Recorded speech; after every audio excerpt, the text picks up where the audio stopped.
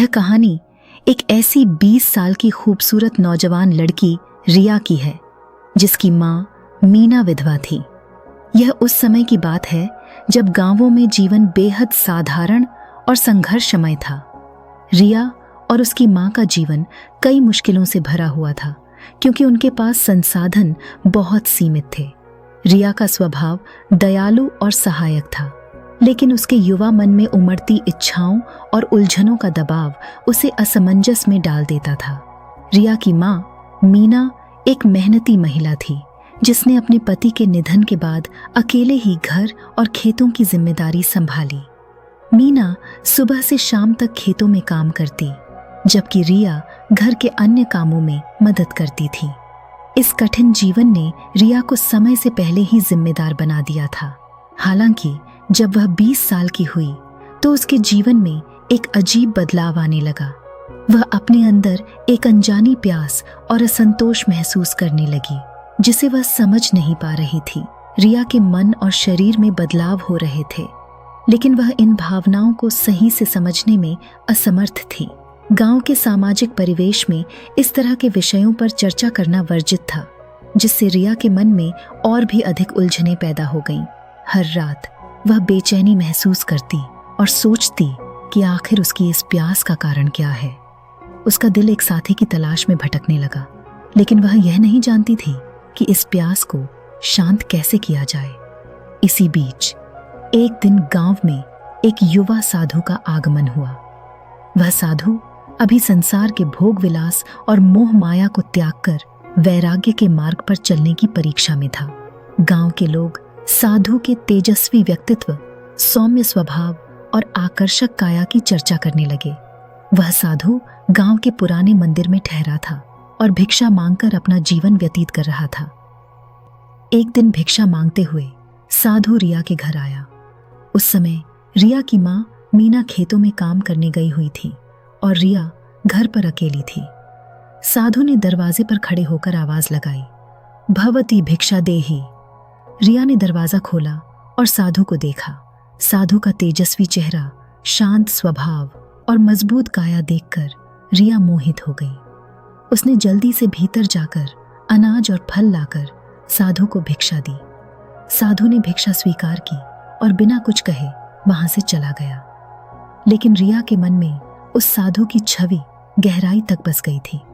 उस रात रिया साधु के बारे में ही सोचती रही। उसके मन में साधु के प्रति आकर्षण बढ़ने लगा। वह सोचने लगी, क्या ऐसा सौम्य और आकर्षक पुरुष मैंने पहले कभी देखा है? रिया के मन में उस साधु से दोबारा मिलने की इच्छा और भी प्रबल हो गई।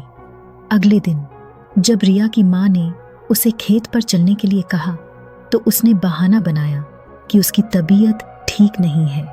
मीना खेतों पर चली गई और रिया ने स्नान करके अपने सबसे अच्छे कपड़े पहने। पूजा का बहाना बनाकर वह मंदिर चली गई, जहां साधु ठहरा था। मंदिर पहुंचकर रिया ने साधु को ढूंढा, लेकिन वह वहां नहीं था। वह मायूस होकर मंदिर के बाहर बैठ गई और इंतजार करने लगी। काफी देर बाद जब वह निराश होकर घर लौटने लगी, तो मंदिर के बाहर साधु से उसकी मुलाकात हो गई। उसने हाथ जोड़कर साधु को प्रणाम किया। साधु ने भी उसे आशीर्वाद दिया और मंदिर के अंदर चले गए। उस दिन के बाद रिया अक्सर मंदिर जाने लगी।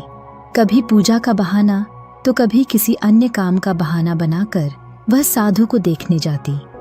साधु की उपस्थिति से रिया को एक अजीब सा सुकून मिलता, लेकिन कहते हैं कि काम वासना की प्यास जितनी बुझाने की कोशिश की जाती है, वह उतनी ही अधिक बढ़ती जाती है।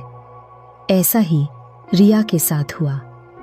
अब रिया हर रात सपनों में साधु के साथ अपने सुख और भोग विलास की कल्पना करती। उसका मन और शरीर पूरी तरह से साधु की ओर खिंच गया था। उसकी यह प्यास दिन ब दिन बढ़ती जा रही थी। कुछ दिनों बाद साधु का गुरु गांव के मंदिर में आया। गुरु और शिष्य आपस में मिले। गुरु ने शिष्य की तपस्या और संयम की बहुत सराहना की, लेकिन उधर रिया की कामनाएं इतनी प्रबल हो चुकी थीं कि उसने साधु से अपने दिल की बात कहने का निश्चय कर लिया। अगले दिन रिया मंदिर गई और साधु से मुलाकात की। उसने साधु से कहा, मुझे क्षमा करें, लेकिन मैं आपसे कुछ कहना चाहती हूँ। मेरा मन और शरीर आपके प्रति खिंच गया है। मैं आपके बिना नहीं रह सकती। मेरी आत्मा आपको चाहने लगी है। साधु ने शांतिपूर्ण स्वर में कहा, बेटी, यह संसार मोह माया है। यह प्रेम नहीं, केवल भ्रम है। सच्चा प्रेम आत्मा को मुक्त करता है, न कि उसे बंधनों में बांधता है। लेकिन रिया साधु की बात मानने के लिए तैयार नहीं थी। उसने जिद पकड़ ली और कहा, मैं केवल आपकी हूं। मेरा यह शरीर और यह मन केवल आपको चाहता है। साधु का गुरु यह वार्तालाप मंदिर के पास खड़े एक पेड़ के पीछे से सुन रहा था। उसने देखा कि उसका शिष्य अपने मन पर पूर्ण नियंत्रण रखे हुए है। गुरु अपने शिष्य की दृढ़ता से प्रसन्न था, लेकिन रिया के बारे में चिंतित हो गया। रात को गुरु ने अपने शिष्य से दिन भर की दिनचर्या पूछी। शिष्य ने गुरु को मीना की घटना विस्तार पूर्वक बताई। गुरु ने शिष्य की सारी बात शांति से सुनी और अगली सुबह रिया के घर जाने का निश्चय किया। अगले दिन गुरु रिया के घर पहुंचे। मीना ने दरवाजा खोला और गुरु को अंदर बुलाया। बातचीत के दौरान गुरु ने रिया की मां को उसकी बेटी के बारे में सब कुछ बताया। उन्होंने कहा, यह लड़की निर्दोष है।